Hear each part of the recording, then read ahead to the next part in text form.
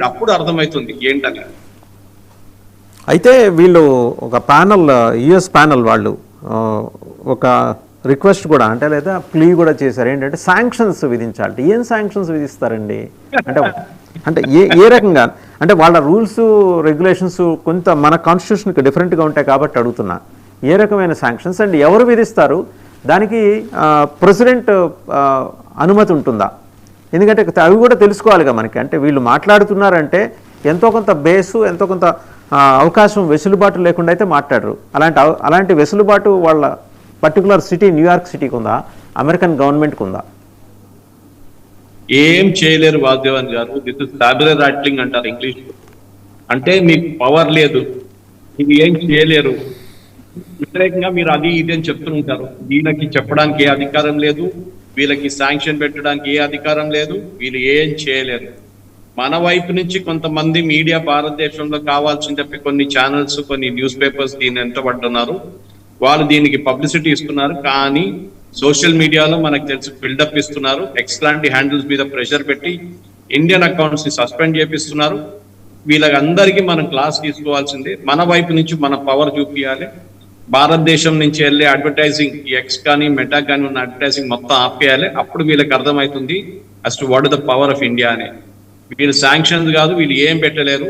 ఈ Islamist organisation వీళ్ళే terrorist. 90% లోకంలో జరిగే ఇస్లామిస్ట్ అటాక్ అంతా ఒకటే రిలీజియన్ నుంచి వస్తుంది, టెర్రర్ అటాక్స్ అని.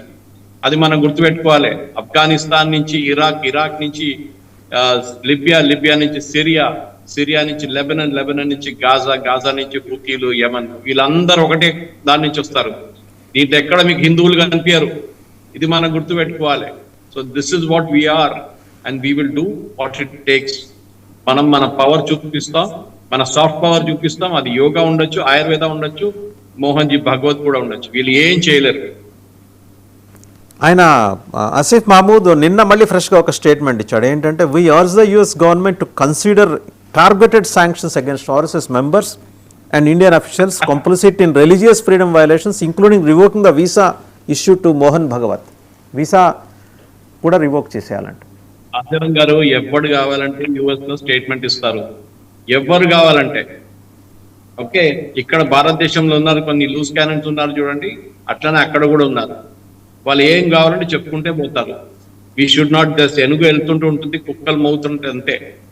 మనం దాన్ని సీరియస్ గా తీసుకోగలరు. We should do what is right for our country and we will do it also. దీన్ని వీలు కాదు, వీళ్ళ I don't want use some bad words, but వీళ్ళు ఎవరు ఆపలేరు వాసుదేవన్ గారు. We will do what it is right. మనం ఎక్కడ లా వైలేట్ చేయట్లేదు, ఏ లా వైలేట్ చేయట్లేదు. రేపు యుఎస్ ప్రెసిడెంట్ భారతదేశానికి వస్తే, లేకుంటే వీళ్ళ వైపు నుంచి ఎవరైనా వస్తే మన ఎవరిని ఆపలేదు.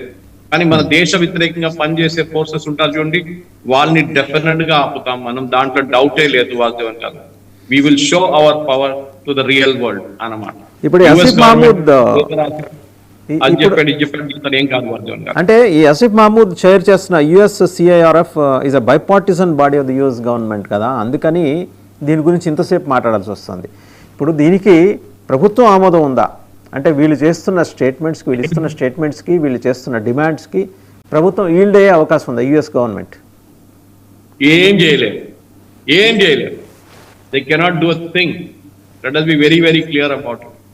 ఈవెన్ దో అక్కడ ఉన్న కొంతమంది క్రిస్టియన్ బాడీస్, కొంతమంది ఇస్లామిస్ట్ బాడీస్, వీళ్ళందరూ కలిసి చేస్తున్నారు చూడండి. వీళ్ళు ఇండియాలో ఉన్న బీజేపీ పవర్ ని భయపడుతున్నారు, మోదీ గారిని భయపడుతున్నారు. 12 సంవత్సరాల నుంచి వీళ్ళకి చూపించాం, ఒక్క టెర్రర్ అటాక్ లేకుండా భారతదేశంలో కశ్మీర్ మినహా నార్త్ ఈస్టర్న్ స్టేట్ పక్కన పెడితే ఎక్కడ కూడా మీకు ఎక్కడ కనిపించదు, ఎక్కడ టెర్రర్ అటాక్ లేదు. ఇది మనం అర్థం చేసుకోవాలి వాసుదేవన్ గారు. That power of the government, soft power మనం చూపించాం, హార్డ్ పవర్ కూడా చూపించాం. దిస్ ఇస్ వీళ్ళ ఇస్లామిస్ట్ భయం. ఇది ఈ కొడుకులు ఇదే భయపడతారు. మన దేశంలో కూడా చాలా మంది ఉన్నారు, లక్షలు ఉన్నారు ఇట్లాంటి వాళ్ళు. వీళ్ళని భయపడకూడదు. మనం మన పవర్ మనం చూపించాలి. మన వాళ్ళు ఎవరైనా వెళ్ళి అక్కడ అడ్రస్ చేయొచ్చు.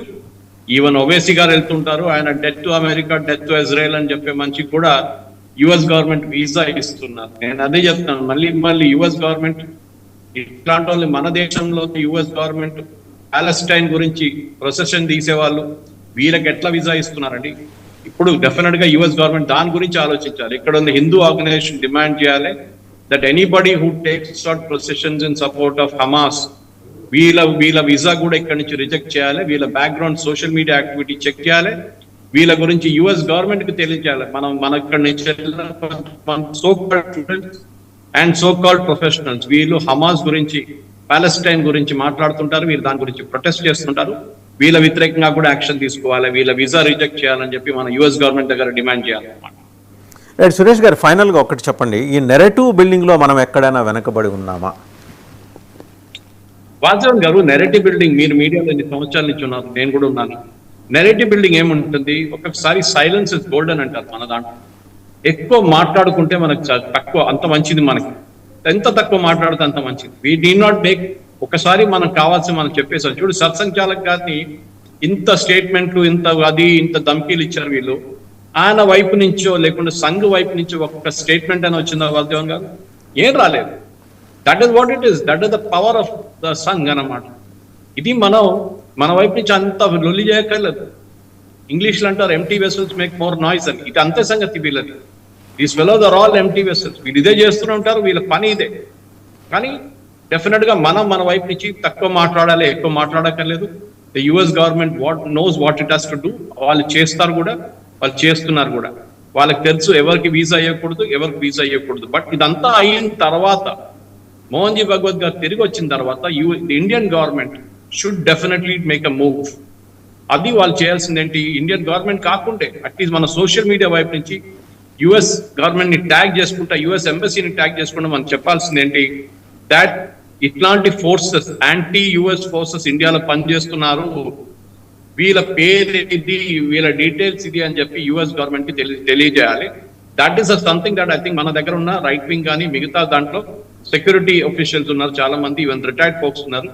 వీళ్ళు ఐడెంటిఫై చేసి ఇట్లాంటి వాళ్ళని క్లియర్ గా ఇస్లామిస్ట్ ని ఐడెంటిఫై చేసి యుఎస్ గవర్నమెంట్ కి ఇన్ఫార్మ్ చేయాలి. ఇక్కడ మనకు తెలిసింది వాజవన్ గారు, దీని వ్యతిరేకత ఎందుకు వస్తుంది, ఎఫ్సిఆర్ఐ తీసుకొస్తున్నారు. ఎఫ్సిఆర్ఐ వస్తే భయము, ఎఫ్సిఆర్ఐలో వీళ్ళకి తెలుసు ఎఫ్సిఆర్ఐలో ఏం జరగబోతుంది వీళ్ళతోనని. సో ఎఫ్సిఆర్ఐ తీసుకొస్తున్నారు, that is the main factor that is there అన్నమాట. దాని గురించి ఇప్పుడున్న చాలా మందికి భయం ఉంది, దాన్ని భయపడుతున్నారు.